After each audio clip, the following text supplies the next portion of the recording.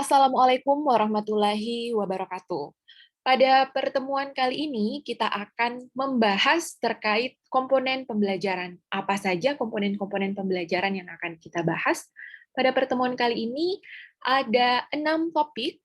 Yang pertama, tujuan pembelajaran, materi pembelajaran, metode pembelajaran, alat pembelajaran, sumber belajar, dan tentu saja evaluasi pembelajaran.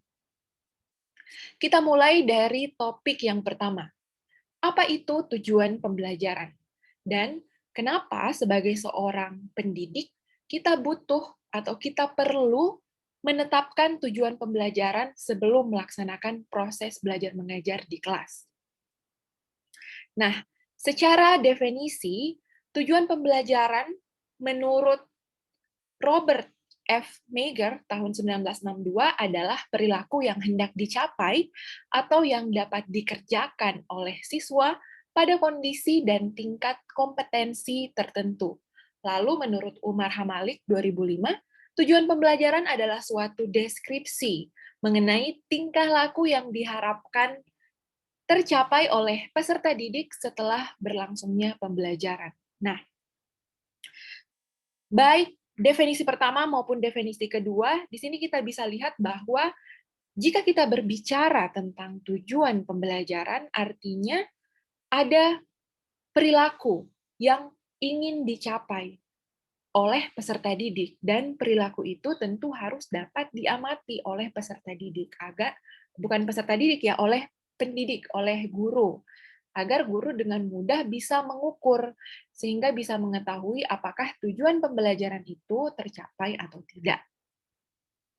Nah, apa manfaat dari tujuan pembelajaran? Kenapa tujuan pembelajaran ini penting bagi seorang guru dalam melaksanakan proses belajar mengajar? Yang pertama, dengan menetapkan tujuan pembelajaran, maka guru dapat mudah untuk mengkomunikasikan kepada peserta didik maksud dari kegiatan pembelajaran. Kemudian yang kedua, dengan adanya tujuan pembelajaran, maka seorang pendidik menjadi lebih mudah dalam memilih dan menyusun bahan ajar. Karena bahan ajar tentu harus bersesuaian dengan tujuan yang ingin dicapai. Jika tujuannya berbeda, tentu bahan ajar yang diperlukan juga akan berbeda. Kemudian yang kedua, dengan tujuan pembelajaran yang jelas, guru juga dapat memilih media pembelajaran yang sesuai, serta dapat memudahkan guru untuk melakukan penilaian. Jadi dalam suatu pembelajaran, tujuan pembelajaran, aktivitas pembelajaran, dan evaluasi pembelajaran itu saling terkait satu sama lain. Selain manfaat bagi guru, tujuan pembelajaran juga memiliki manfaat untuk peserta didik. Nah, di awal pembelajaran, seorang guru harus memberitahukan tujuan pembelajaran kepada peserta didik agar peserta didik juga menjadi lebih fokus dan mengetahui apa yang diharapkan untuk mereka capai, seperti itu. Selanjutnya adalah elemen tujuan pembelajaran. Nah, jika seorang guru ingin menyusun atau membuat atau memformulasikan suatu tujuan pembelajaran, hal-hal apa saja yang perlu untuk diperhatikan?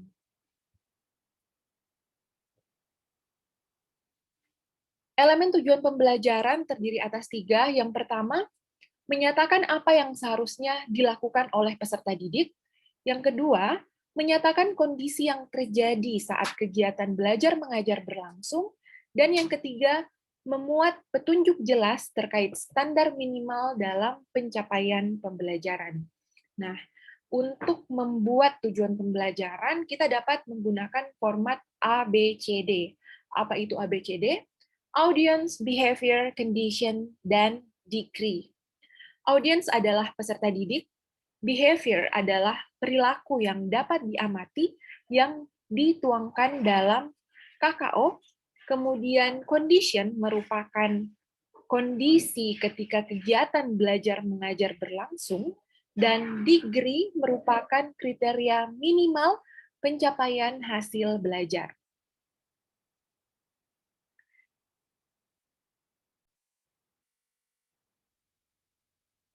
Di sini kita bisa melihat contoh dari tujuan pembelajaran. Setelah membaca materi tentang respirasi seluler, peserta didik mampu mendeskripsikan proses respirasi berdasarkan rubrik dengan tingkat kebenaran minimal 75%. Nah, di sini kita lihat yang mana audiensnya. Audiens ini adalah peserta didik, lalu condition. Condition ketika kegiatan belajar mengajar berlangsung, setelah membaca materi tentang respirasi seluler. Lalu, degree, bukan degree ya, behavior. Jadi behaviornya mampu mendeskripsikan proses respirasi, lalu degree-nya adalah berdasarkan rubrik dengan tingkat kebenaran minimal 75%.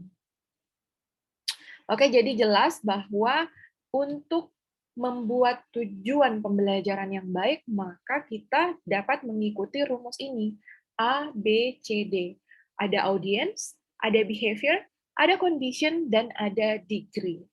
Sehingga dapat memudahkan pendidik untuk bisa memilih media pembelajaran yang tepat, merancang kegiatan pembelajaran yang sesuai, dan juga melakukan penilaian yang sesuai.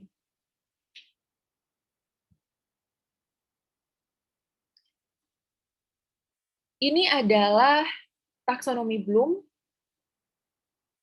Taksonomi Bloom ini dimanfaatkan untuk membuat tujuan pembelajaran. Nah, kita lihat tadi di sini format tujuan pembelajaran kita menggunakan behavior atau perilaku yang dapat diamati. Nah, dengan perilaku yang dapat diamati ini tentu kita membutuhkan kata kerja. Nah, kata kerja di sini adalah mendeskripsikan. Mendeskripsikan, jika kita hubungkan dengan taksonomi Bloom, kata mendeskripsikan itu berada pada level C2 atau memahami. Jadi ketika peserta didik dapat mendeskripsikan sesuatu, berarti peserta didik tersebut memahami konsep yang dia deskripsikan tersebut. Nah, level kognitif yang dijelaskan oleh Bloom ini mulai dari level 1, remember, level 2, understand, level 3, apply, level 4, analyze, level 5, evaluate, dan level 6, create. Nah, di sini kita memiliki dua jenis taksonomi ya. Ini taksonomi Bloom versi pertama, dan yang ini adalah taksonomi Bloom versi revisi. Apa perbedaannya? Di taksonomi Bloom versi pertama ini menggunakan kata benda. Knowledge, comprehension, application, analysis, synthesis, and evaluation. Nah, setelah itu, ini direvisi ya, karena dijelaskan bahwa seharusnya kita menggunakan kata kerja, bukannya kata benda. Jadi, untuk menjelaskan level kognitif, kemudian diubah level 1 menjadi remember. Jadi yang diingat adalah tentang fakta-fakta yang sudah dipelajari sebelumnya. Lalu, understand. Understand ini berarti memahami, mengaplikasikan, lalu menganalisis, mengevaluasi, dan mencipta. Nah, ini juga perbedaan yang lainnya ya dengan versi revisi. Sebelum direvisi, dikatakan bahwa mengevaluasi itu merupakan proses kognitif tertinggi. Nah, di versi revisi ternyata sekarang kita memahami bahwa proses kognitif tertinggi itu adalah mencipta atau create. Ini adalah level kognitif ke-6. Nah, kalian mungkin pernah mendengar soal-soal lower order thinking dan higher order thinking, atau biasa kita singkat dengan soal-soal HOTS. Nah, soal-soal HOTS atau higher order thinking ini memiliki atau berada pada level kognitif C6, C5, dan C4. Sedangkan soal-soal yang lower order thinking atau soal-soal lots itu menggunakan level kognitif C1, C2, dan C3. Oke, kita lihat lebih detail lagi terkait level kognitif mulai dari C1 sampai C6. Jadi, kalau misalnya ada yang bertanya, apa sih manfaatnya kita memahami taksonomi Bloom? Jawabannya adalah ketika kita memahami taksonomi Bloom, level-level kognitif mulai dari C1 sampai C6, ini bisa memudahkan kita dalam membuat tujuan pembelajaran dengan memanfaatkan kata kerja pada masing-masing level kognitif, yang tentu saja perlu disesuaikan dengan requirement dari kurikulum. Jadi kalau misalnya requirement kurikulumnya mendeskripsikan, berarti itu kita manfaatkan di level C2 atau understanding. Nah, kita lihat di level paling dasar, level kognitif C1, mengingat atau remembering. Kata kerjanya adalah mendefinisikan, menduplikasi, atau menyebutkan. Jadi, pertanyaan di level kognitif C1 ini adalah apakah peserta didik dapat mengingat suatu informasi yang sudah mereka baca sebelumnya atau sudah dijelaskan sebelumnya. Kemudian level kognitif C2, apakah siswa dapat menjelaskan suatu ide atau konsep. Ketika siswa atau peserta didik dapat menjelaskan suatu konsep, artinya mereka paham konsep tersebut. Kata kerja yang dapat digunakan untuk level kognitif C2 ini menafsirkan, memberikan contoh, mengklasifikasikan, meringkas, menjelaskan, dan membandingkan. Lalu applying. Applying ini mengaplikasikan. Apakah peserta didik dapat memanfaatkan suatu prosedur yang sudah mereka pelajari sebelumnya pada konteks yang baru? Nah, misalnya, kata kerja yang bisa digunakan, memilih, mendemonstrasikan, mengilustrasikan, mengoperasikan. C1 sampai C3 ini adalah lower order thinking. Sekarang kita melangkah ke higher order thinking. Level kognitif keempat, analyzing. Ini terkait kemampuan siswa untuk membedakan dan menemukan keterkaitan antara bagian-bagian penyusun suatu sistem. Nah, kata kerja yang bisa digunakan, menguraikan, mengorganisir, menemukan pesan tersirat. Selanjutnya, level kognitif kelima, evaluating atau mengevaluasi terkait kemampuan peserta didik untuk menilai atau menjustifikasi suatu pendapat atau keputusan. Kata kerja operasional yang bisa digunakan adalah memeriksa, mengkritik, menguji, dan mengevaluasi. Nah, selanjutnya adalah level kognitif tertinggi atau creating. Ini terkait kemampuan peserta didik untuk menciptakan produk, model, atau sudut pandang baru. Kata kerja yang bisa digunakan, membuat, merencanakan, mendesain, mengembangkan, atau memformulasikan. Oke, itu adalah poin-poin penting yang perlu dipahami terkait tujuan pembelajaran. Selanjutnya kita melangkah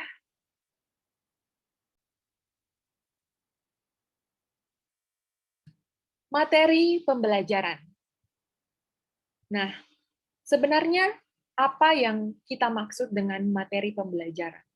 Secara definisi, materi pembelajaran merupakan pengetahuan, keterampilan, dan sikap yang harus dikuasai oleh peserta didik dalam rangka memenuhi standar kompetensi yang telah ditetapkan.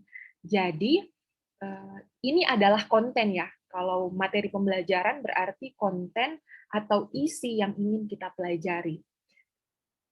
3 jenis pengertian materi pembelajaran di sini juga sudah ditampilkan. Yang pertama, informasi yang diperlukan guru untuk perencanaan implementasi pembelajaran, segala jenis bahan yang membantu guru dalam kegiatan pembelajaran di kelas, atau seperangkat substansi pembelajaran yang disusun secara sistematis, menampilkan sosok yang utuh dari kompetensi yang akan dikuasai peserta didik dalam proses pembelajaran. Jika kita membahas terkait materi pembelajaran, isi atau konten yang dipelajari oleh peserta didik, maka setidaknya ada 5 jenis materi pembelajaran, dimulai dari fakta, konsep, prinsip, prosedur, dan juga sikap. Fakta adalah segala hal yang berwujud kenyataan dan kebenaran, misalnya nama objek, nama tempat, dan lambang.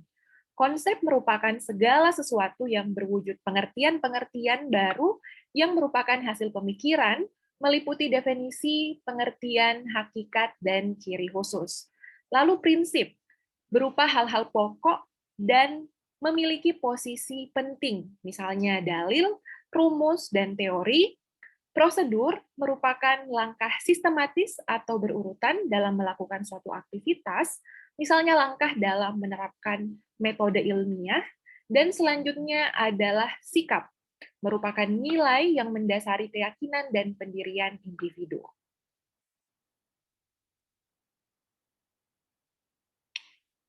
Jika seorang guru ingin menentukan materi pembelajaran, jadi misalnya suatu tujuan pembelajaran sudah ditetapkan, langkah selanjutnya adalah menentukan materi pembelajaran berdasarkan tujuan. Apa saja yang harus diperhatikan oleh seorang guru ini? Ada 3 hal penting yang harus diperhatikan. Yang pertama adalah relevansi, yang kedua adalah konsistensi, dan yang ketiga adalah kecukupan.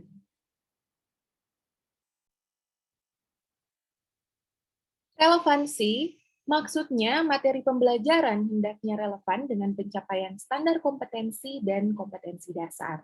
Jadi, misalnya jika kemampuan yang diharapkan untuk dikuasai peserta didik berupa menghafal fakta, maka materi yang diberikan juga harus berupa fakta, bukan berupa prinsip atau jenis materi lainnya. Nah, selanjutnya adalah konsistensi.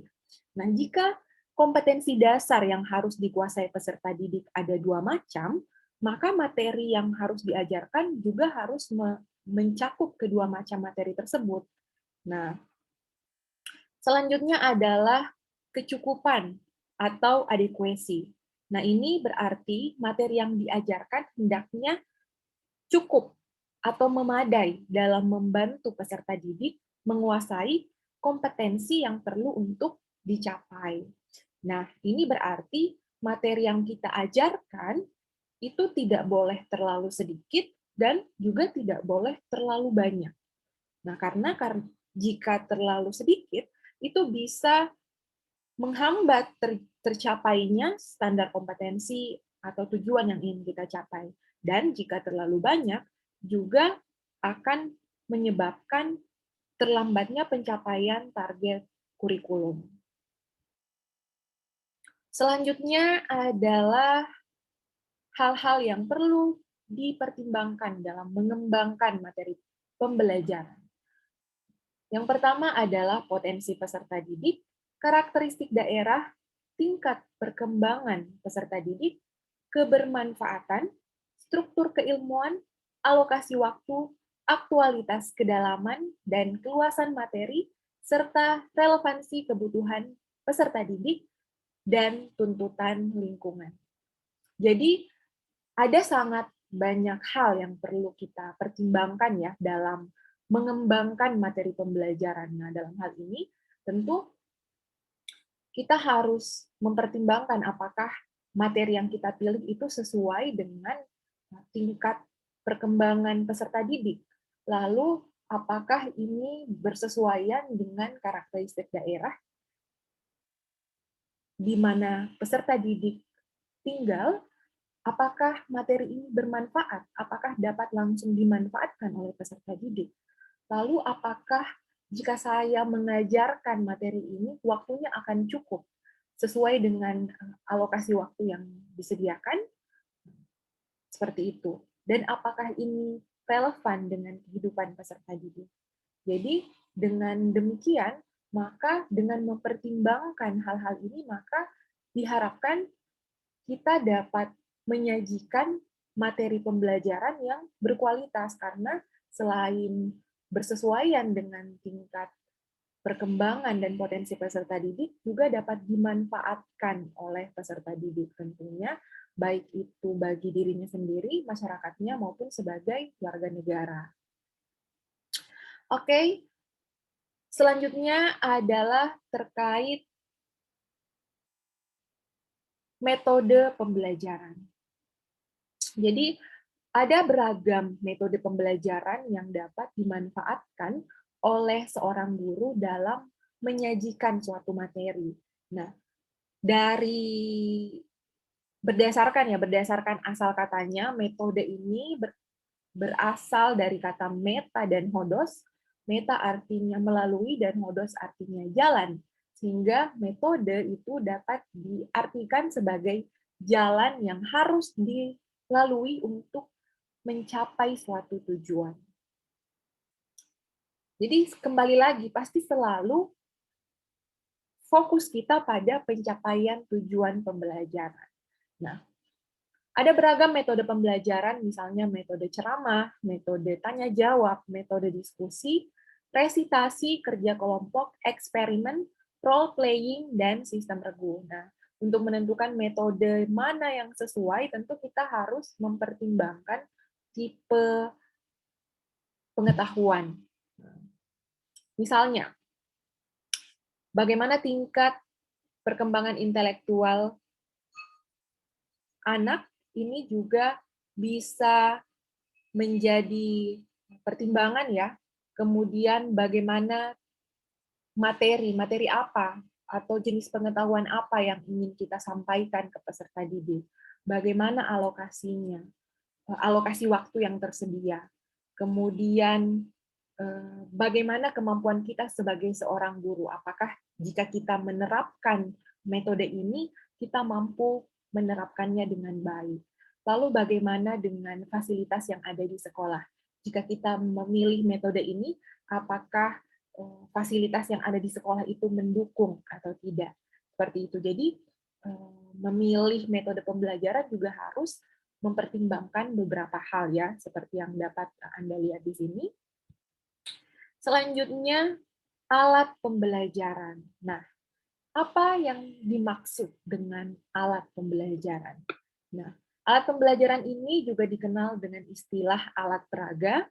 Jadi, alat peraga pendidikan merupakan suatu alat yang dapat diserap oleh mata dan telinga dengan tujuan membantu guru agar proses belajar mengajar lebih efektif dan efisien. Alat peraga pendidikan juga dapat didefinisikan sebagai instrumen audio maupun visual yang digunakan untuk membantu proses pembelajaran menjadi lebih menarik dan membangkitkan minat siswa dalam mendalami suatu materi.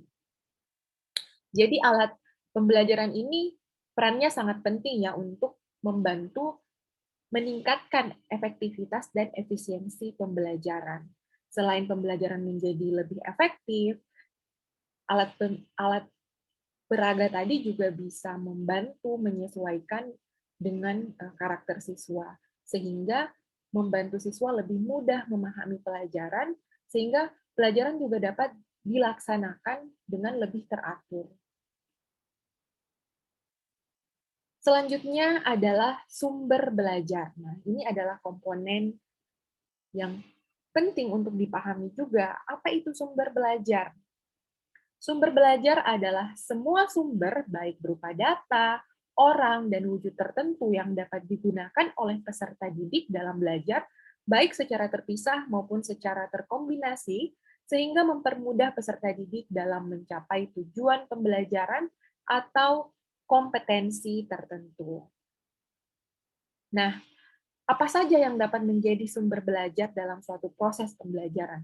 Ada sangat banyak ya. Sumber belajar itu bisa berupa pesan yang kita peroleh dari dongeng yang kita baca atau bahan ajar yang diberikan oleh guru. Sumber belajar juga dapat berupa orang, dalam hal ini guru itu sendiri, seorang ahli atau seorang tokoh, misalnya dengan mewawancarai ahli, mewawancarai tokoh, atau mendengarkan ceramah dari seorang guru. Kemudian bisa juga berupa buku, film, slide, gambar, bisa berupa komputer, televisi, lalu bisa juga berupa pendekatan melalui proses diskusi, seminar, permainan, talk show, dan juga bisa berupa lingkungan seperti ruang kelas, perpustakaan, aula, kebun, dan lain-lain.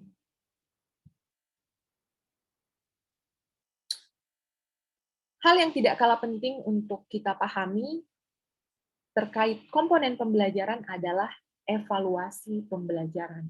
Karena setelah kita menetapkan tujuan pembelajaran, lalu melaksanakan proses pembelajaran, kita perlu melakukan evaluasi. Dalam hal ini, kita mengevaluasi apakah setelah siswa mengikuti proses pembelajaran, siswa ini dapat mencapai tujuan pembelajaran yang hendak kita capai. Di sini saya menampilkan definisi evaluasi pendidikan berdasarkan Undang-Undang Nomor 20 Tahun 2003 tentang Sistem Pendidikan Nasional. Nah, di sini evaluasi pendidikan didefinisikan sebagai kegiatan pengendalian, penjaminan, dan penetapan mutu pendidikan terhadap berbagai komponen pendidikan pada setiap jalur, jenjang, dan jenis pendidikan sebagai bentuk pertanggungjawaban penyelenggaraan pendidikan. Nah, jadi melakukan evaluasi itu merupakan suatu bentuk pertanggungjawaban ya, karena kita ingin tahu sebenarnya apakah yang kita lakukan itu sudah berhasil mencapai tujuan atau belum. Nah, dalam konteks belajar mengajar, kita mengenal 3 istilah: pengukuran, penilaian, dan evaluasi. Pengukuran, penilaian, dan evaluasi secara sepintas ini terlihat mirip ya, tetapi ini adalah 3 konsep yang berbeda. Pengukuran merupakan suatu proses untuk menetapkan angka terhadap individu atau karakteristiknya menurut aturan tertentu. Jadi, dengan melakukan pengukuran, kita mendapatkan angka-angka. Lalu penilaian. Penilaian merupakan kegiatan menafsirkan data hasil pengukuran berdasarkan kriteria atau aturan tertentu. Jadi, angka yang kita peroleh dari hasil pengukuran tadi itulah yang kemudian kita gunakan untuk melakukan penilaian. Lalu apa itu evaluasi? Evaluasi merupakan kegiatan yang terencana untuk menyediakan informasi terkait keadaan suatu objek dengan tolak ukur tertentu sebagai bahan pertimbangan untuk pengambilan keputusan. Nah, jadi evaluasi ini lebih luas cakupannya. Jadi untuk melakukan evaluasi, kita melakukan pengukuran, penilaian, lalu kemudian kita bisa mengevaluasi sesuatu hal. Mari kita lihat lebih detail perbedaan antara evaluasi dan penilaian. Jadi kita bisa lihat dari segi skop atau luas atau tidaknya jangkauan, dan juga dari segi pelaksanaan. Nah, dari segi skopnya, ruang lingkup penilaian itu lebih sempit dibandingkan dengan evaluasi. Jadi kalau penilaian itu terbatas pada satu objek saja atau satu aspek. Misalnya, prestasi belajar peserta didik diukur oleh guru. Itu satu aspek, prestasi belajar saja ya. Lalu kalau evaluasi, aspek yang diukur itu lebih luas, ruang lingkupnya lebih luas. Misalnya mencakup sistem pendidikan atau sistem kurikulum. Jadi kalau misalnya dilakukan evaluasi pada suatu sekolah, tidak hanya aspek hasil belajar peserta didik saja yang dinilai, tetapi kita juga menilai misalnya terkait kompetensi guru, lalu bagaimana sistem yang diterapkan di sekolahnya, seperti itu. Kemudian dari pelaksanaan. Pada penilaian dilaksanakan pada konteks internal, misalnya dilakukan oleh guru yang terlibat dalam sistem tersebut. Kita tadi menggunakan contoh hasil belajar ya. Nah, hasil belajar untuk menilai itu biasanya dilakukan oleh guru itu sendiri.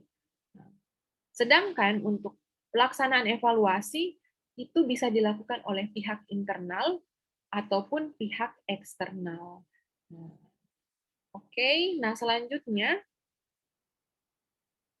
oke, sudah selesai ya. Sudah cukup untuk pembahasan kita hari ini terkait komponen komponen pembelajaran. Jika ada pertanyaan, silahkan dimasukkan di kolom komentar. Wassalamualaikum warahmatullahi wabarakatuh.